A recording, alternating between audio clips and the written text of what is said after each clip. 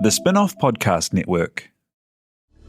This is Kiwi is back for a brand new season with more inspiring kōrero from special guests including rugby player, father and role model TJ Perenara. My family bring me joy. Rugby brings me joy too, but it's not the same joy as my family brings me. And global dancer and choreographer Kirsten Dodgen. For some reason, people think I'm very intimidating. Listen to the new season of This is Kiwi, brought to you by the Spin-off Podcast Network in collaboration with KiwiBank. Available now wherever you get your podcasts. Are you curious about how business can be better? I'm Simon Pound, and I host Business is Boring, a podcast where I kōrero with some of the most interesting people in entrepreneurship, commerce, and making things happen. Tune in to Business is Boring every Tuesday, brought to you by the Spin-off Podcast Network in partnership with Spark Business Lab. It's just so fascinating what is acceptable and what's not, and why. When do you shave and why? What do your eyebrows say about you? How is your haircut part of your gender expression? And here now, 6 women from different cultural backgrounds in Aotearoa reflect on the role their hair has had in shaping and reshaping their identity.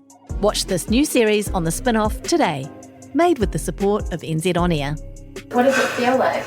Like my hairs are being pulled out one by one. Tēnā koe ko Stacey Morrison tōku ingoa. I'm Stacey Morrison and I'm really happy to be back for the 3rd season of Conversations That Count, ngā kōrero whaitake. Each month I'll be talking to leading Massey University academics alongside key activists, advocates and industry leaders about the issues underpinning Aotearoa and Te Ao Whānui, the whole world. Follow Conversations That Count, ngā kōrero whaitake, wherever you get your podcasts. Brought to you by the Spin-off Podcast Network in partnership with Massey University. Why is Tia here crying? I just think he's looking back on his life and wondering how he got here.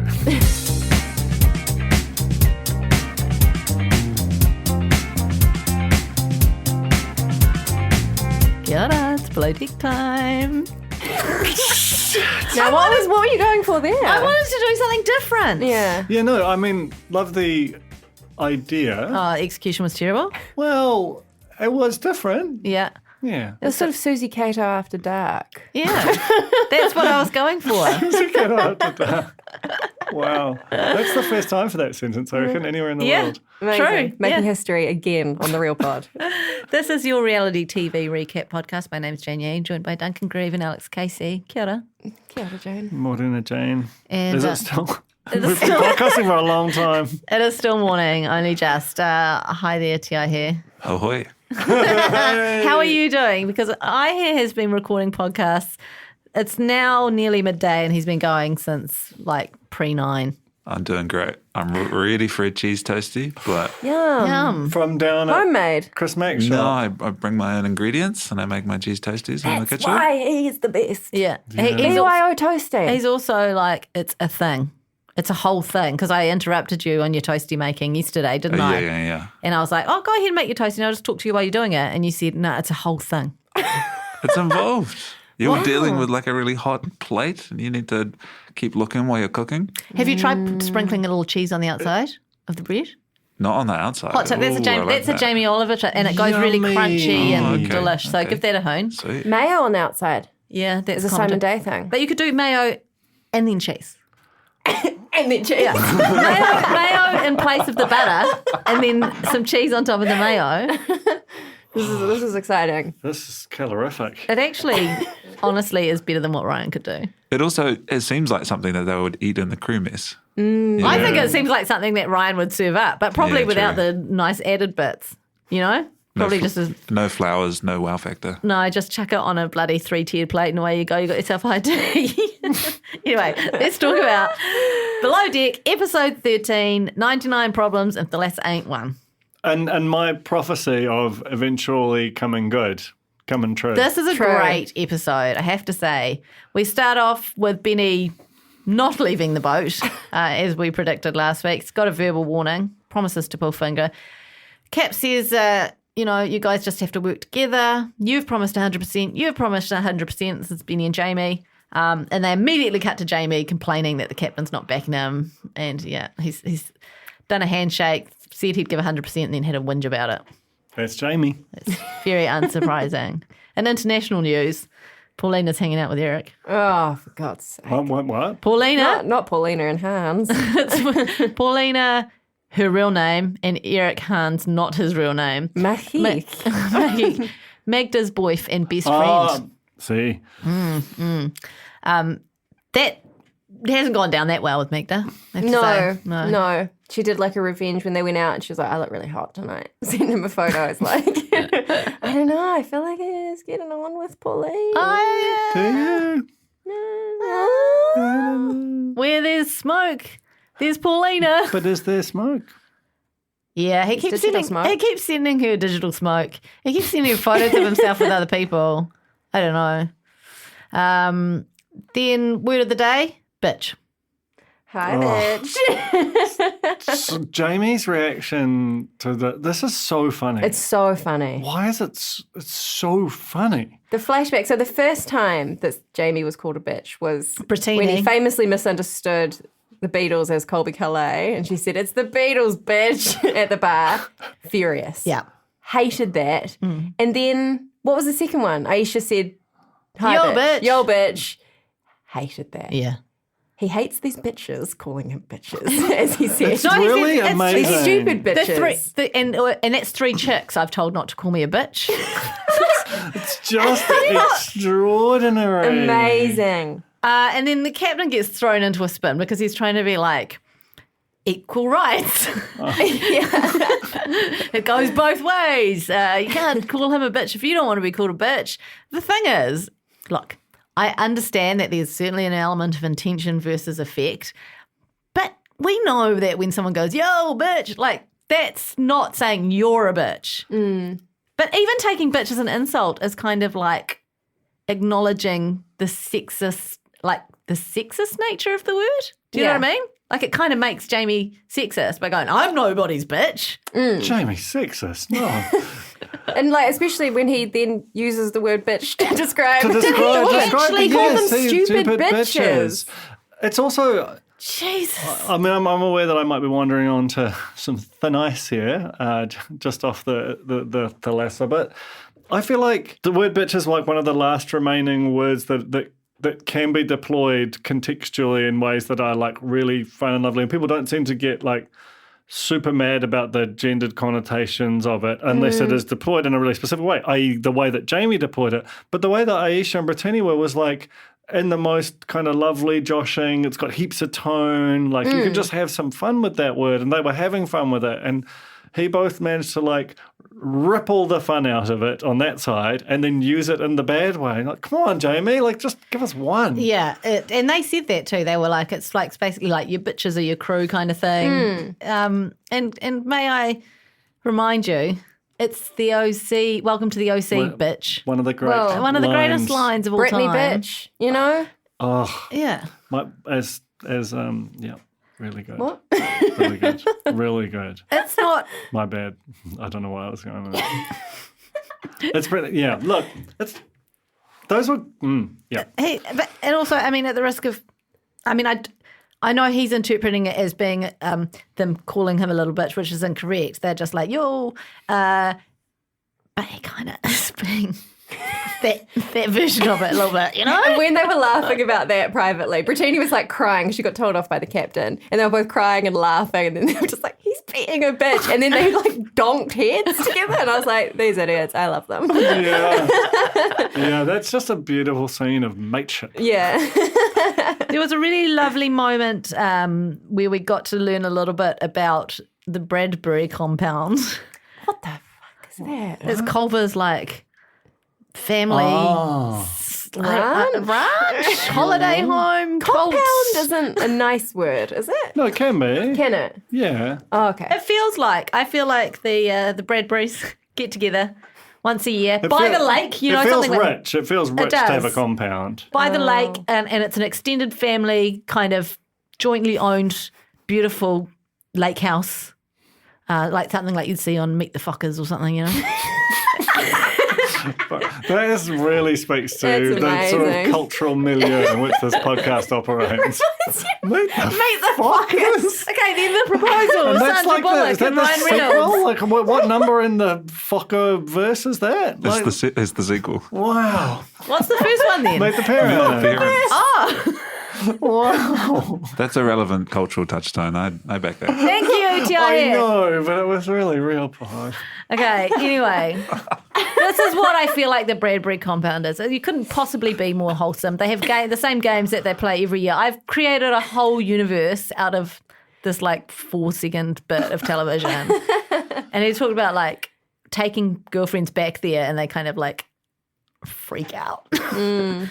Because it's the Bradbury. You can tell it's intense. Yeah, it would be. You'd be like swept up, like there would be a lot of people hugging you, calling you sweetheart, like making you eat and drink heaps of yum food and stuff, but it'd just be like real, like filled with kindness. Well, and now can there be like heaps of sort of family in jokes and lore and specific games that are played at specific times. It's got a huge sort of waspy energy. And they'd be really competitive. They'd be doing like some kayaking out, like racing, and they'd be super competitive about it.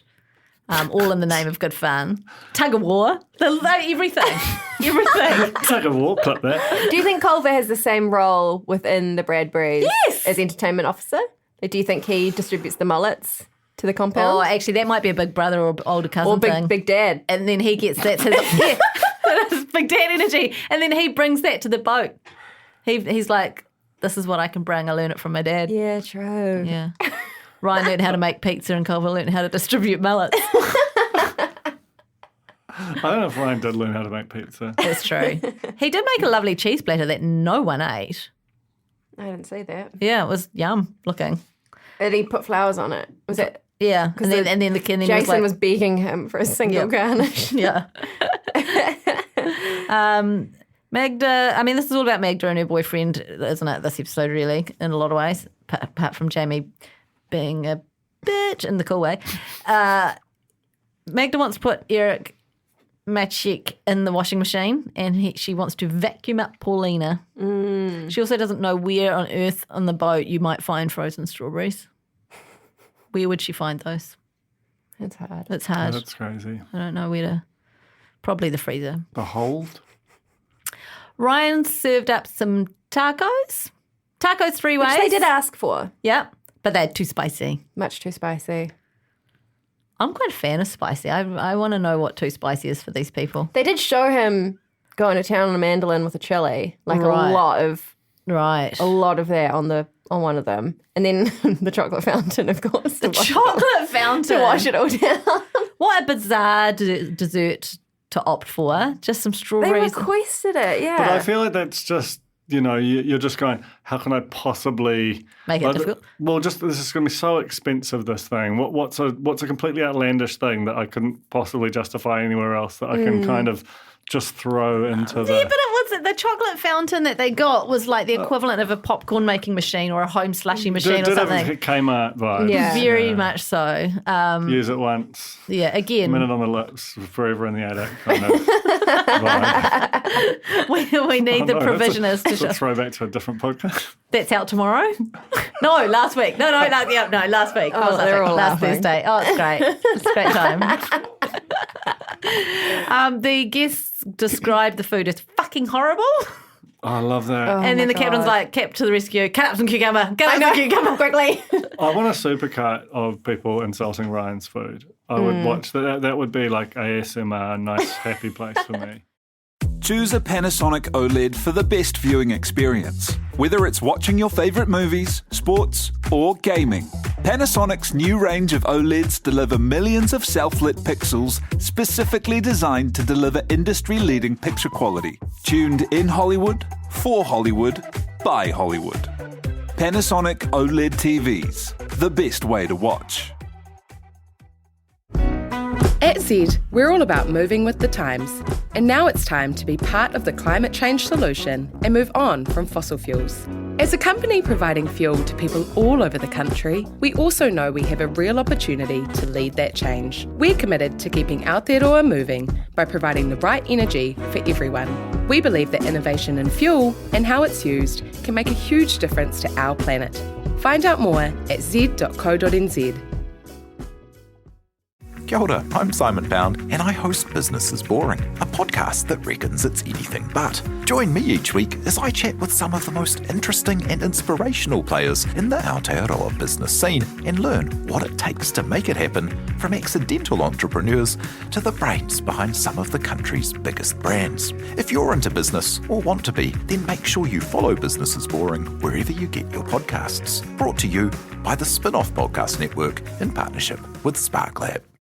Can we just quickly talk about Fountain Gate, the plug? Oh, so funny. I think this is Aisha's fault. I do. I don't think it's Ryan's responsibility. It's like it's an accessory. It's part of the tablescaping, as far as I'm concerned. But she told him that the deck crew needed to sort it, didn't she? Well, she just said, "How are you going to plug it in?" He was like, "I don't know." She was like, "Oh, we'll need to speak to the deck crew about that." I think Ryan was just like, "Okay, your problem. Like you look after what happens up there. I look after what happens down here." I think You persuaded me. he probably should have said to her, "Not my job. You might need to sort that out." Yeah, can you let's have a definite answer on who's Yeah. dealing with this and not have to get the captain to feed an extension cord bright yellow. from his, what's his little office called? The bridge? The bridge. Mess. I thought it came from the engine room in the end. Oh, maybe it did. Yeah. Anyway, for this tiny little fountain, Yeah. honestly looked like it could have been cranked with a handle. It was so small. Didn't see enough handle cranking. Guest went to bed early, never a good sign. On a one-night charter as well. Yeah. A Disaster. one-nighter. Absolute disaster. They're in bed before midnight. Just shocking. Brittany's getting a crush on Culver. They're planning on their van travel. Are they coming to... Getting a crush. She's Big shout out to Juicy. Yeah. That's New Zealand, isn't it? That's New Zealand. Is it or is it? Might be I think they might be in Australia. Australia as well. So that's what I was curious about. Are we going to see? Imagine if we just saw a Juicy van roll up. Culver. We could get them here. Do you reckon? Well, yeah. Yeah. What? I reckon we could get them here. If they were in the country. If they were here, they would come on this podcast. 100% come on They this would come on this podcast. Yeah. podcast. But will they be here? Well, because Brett did some New Zealand things. Yeah, Yeah, she she's wants already to come done. back, I feel. I feel like I feel too. I'm going to check their Instagram after this and find out. Okay, what else happened? Terrible high tea, circular sandwiches, and disgusting looking scone things. I cannot handle this high tea. Yeah, this is like Ben's mo. Literally the only thing about this high tea that was a tiny bit high tea-ish was the plate. Yeah. And only one of them And just for all those guests. you can Google it. Like you can find out what a high tea is. You don't just have to be like, well, it's just the plate. It's like it's a whole thing. Jane, explain it. It's a whole thing. For a start, cup of tea, please. Secondly, your savoury sandwich, club sandwiches on the bottom, either finger, small finger sliced or triangle. And No crust though, eh? no crust. Right? Get the fuck out with the crusts. Yeah. Don't have room or time for Jane's that. so angry. I'm so angry. And then in the middle, and you have some scones as well, but they're small. Everything's tiny. And then in the middle, what goes in the middle? Was that where the sandwiches go? I don't know. I don't know the order. I just know everything's hungry. tiny. You've got beautiful, amazing decorative desserts on the top. You've got a mix of sweet cakes and things on the other levels. But they're not just giant fucking muffins and cupcakes and some sandwiches. It's not He just had the some same thing on plates. level 3 as he did on level 2. I just Chaos. couldn't. Chaos. And then they came out with plates full of, it was like the funeral catering. Honestly, it was like funeral catering. And the guests were even at some point, they're like, is this fish or meat? Like, they didn't even know what they were eating. That's big so Ryan. intense. Big Ryan energy. The guests actually couldn't wait to get off the boat. They're picking up going, can't wait to get off here and go and eat some real food. $20,000 tip, though. It's for the telly, isn't Is it? it for the telly? I think it's So for you the go, telly. whoa, big wallet. It's amazing how they all have these little white envelopes to give their tips out of. Just They should get Dion from maths Oh, on a yeah. charter. Because his wallet. he would be TMV. amazing. So He happy would guy. have a money clip. He would. And he'd be like, keep the clip, diamond encrusted. He wears his Adidas tracksuit with the hat. Oh, so That good. sequin. Miss Dion. I Okay. miss maths, He can come actually. on the pod, actually. Oh, anyone can come on the pod. Well, we should say that more often. yeah, that's true. If you're listening and you were on Matt and you're Dion, you're welcome to come on our pod. Well, last bit of the thing, last bit of the podcast, last bit of the episode. They want to get rid of Magda. Too much time on the phone. Very cool. Also just a bit shit at everything on the boat. Aisha went to Toomey to see what she thinks.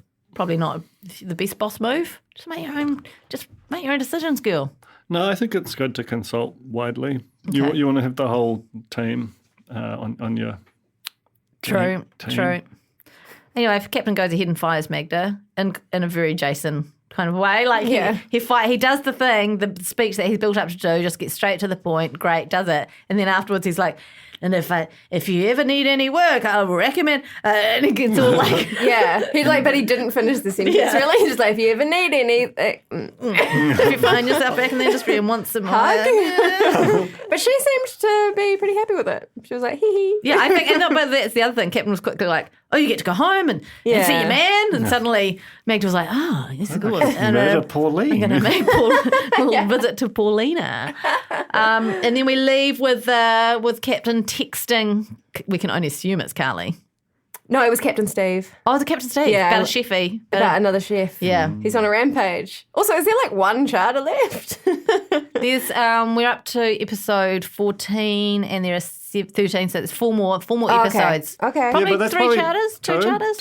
Two charters? Yeah. No, it is 2 charters. They mentioned they've only got 2 to go. Exciting. Yeah. So New I'm chefy, possibly. Did you catch Ryan's line where he was like, I'm going to put my head down after Magda got kicked off, and then he was like, bring in another diamond for us all to fight on. Oh, what? In relation to like Magda being replaced. Like bring in another girl. Yeah, can't wait to get my Mac on. And then Captain comes in and is like, we need to talk. Like, love it. He's about to get booted off as well. Is he though, Duncan? I don't know. Does he go? Oh, I'm so excited. Make a face. Okay. Wow, not that face. Not that face. Any other face will do. That's all we got. That gives me nothing but the heebie-jeebies. Thank you very much for listening to our very svelte Below Deck recap pod. You can blame the block for these ones being so short because we always run over on our block records and we do the Below Deck ones immediately after. So there's some production behind the scenes for you. There's a van! Culver? Oh, it's Aramex. Listen, son. What's that? Oh, I thought it was Nando's Day for a minute. Tomorrow's our podcast. Okay. From the Spin-Off Podcast Network, you've been listening to The Real Pod. It was hosted by me, Jane Yee, along with Alex Casey and, most of the time, Duncan Grieve. Te Aihe Butler made it all sound good and Rachel LaRue got us out to the world. For the Spin-Off cogs to keep turning, it requires the ongoing support of our readers and listeners.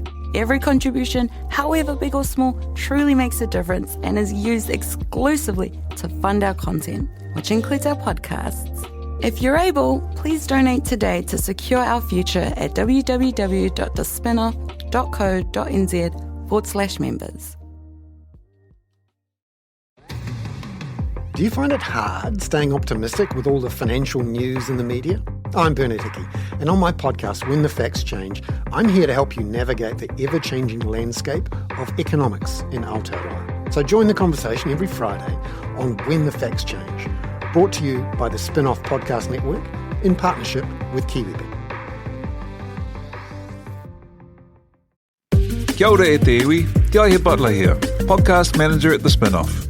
If you enjoy listening to our podcasts, consider supporting our mahi by signing up to become a Spin-Off member at thespinoff.co.nz/donate. The Spin-Off Podcast Network.